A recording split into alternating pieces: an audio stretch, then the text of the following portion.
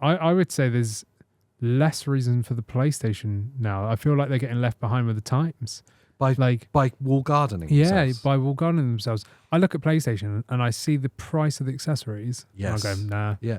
Like, nah, I'm all right. Yeah. Do you know what I mean? Nah, I'm all right. I'd rather wait for the releases of the games to come to PC.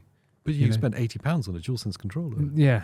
No, all right. No, it's fine. And a DualSense Edge controller, it's just £250. Yeah, exactly. The price is outrageous. I mean, I will admit, if you're playing any PlayStation game on PC, buy a DualSense Edge to play them with. Yeah. Because it's so much better. You know, I've been playing Final Fantasy VII Rebirth with a PlayStation controller. Yeah. It's so good. You've been using the Hex one, haven't you? I've been using the Hex gaming. That is outrageously priced. I know I just said PlayStation have got really high prices. This is insane. Yeah. This controller costs as much as a Series S. But that's not what I'm trying to say. Don't spend $300 on this controller. What I'm just saying is just have a DualSense controller for the PC. Yeah. Because it's so good. And that's the other point. It's like one of the big selling features of the PS5 was the DualSense Edge controller. Now you got that support on PC. Yeah. Official support. Yeah, full support. You can firmware updates. I was going to say, you can firmware update. And obviously remap. all the remapping and everything that's there.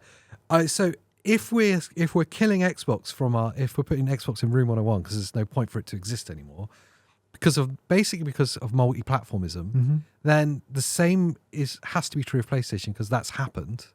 So really the only places that exist for gaming are PC and Nintendo. Yes. Yeah.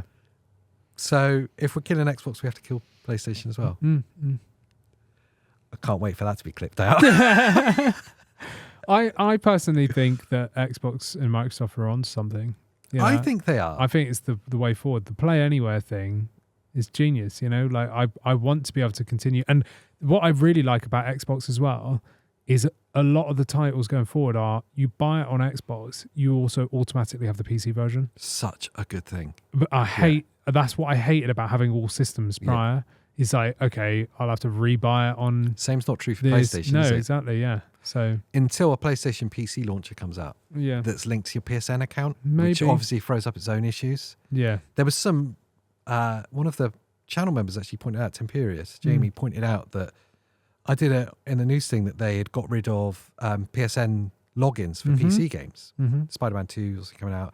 Last of Us Part 2 remastered, Horizon Zero Dawn. I think we brought that up on the last podcast as well. But there's more to that story that came out afterwards. Oh, is there? Okay. So they removed the PlayStation Network login and made it optional and gave you a perk of some in-game cosmetics, for doing it.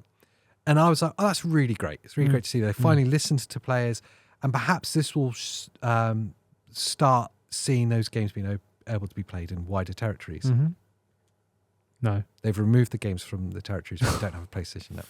So something like 150 countries those games aren't playable in.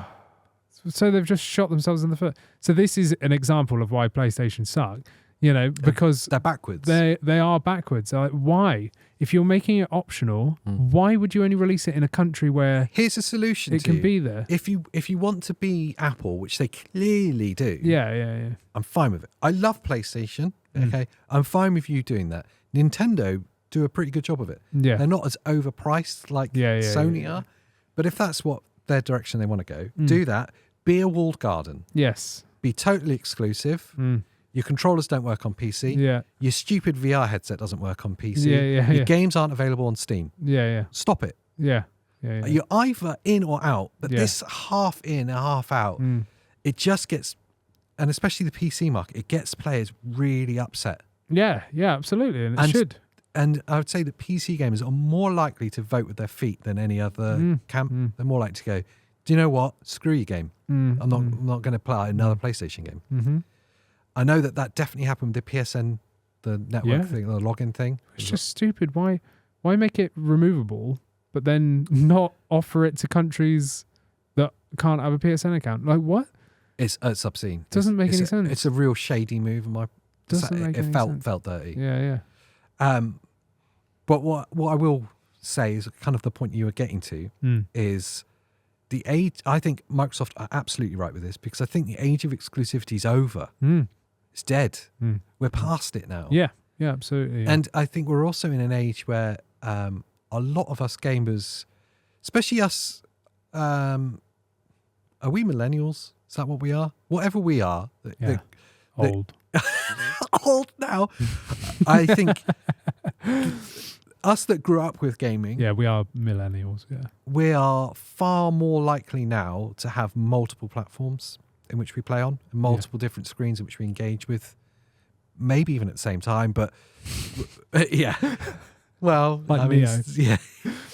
Just like screens all around us. But we're way more likely to have more than one gaming device. Is my point. Yeah. And that's the thing that I love about this whole Xbox thing. Yes. I want to be able to play on my Xbox and go, actually, I want to play on my PC now. Yeah. Actually, I got the Switch version. I want to be able to continue that Or anywhere. At very least, I've got my Xbox for playing when I'm in the lounge. Yeah. But actually, I travel a lot. Stream to your tablet. Boom. By I'm Rock on. Ally. Yeah, got an ally. There we go. I'm in. And that is how it should be. Yeah. And I play the same game, same. Exactly, yeah. That's the age in which we're in. We've moved past it. And I think there's more and more people that are migrating over towards the PC ecosystem as well. I think Steam Deck's done a huge amount of work in that. And the PC handhelds is obviously the next generation of that. I see it in the comments all the time. I know we cover them, so we're bound to see these people. But we'll also see people that are like, I have just bought it now. Yeah. And it's my first experience of PC gaming. Yeah, I'm like, yeah. Yep, I get it. Yeah, Get yeah. it. That's where we're at now. Yep. I can't believe we were just discussing that. Can you, AJ? I can't believe it's not butter. Oh, okay, yeah.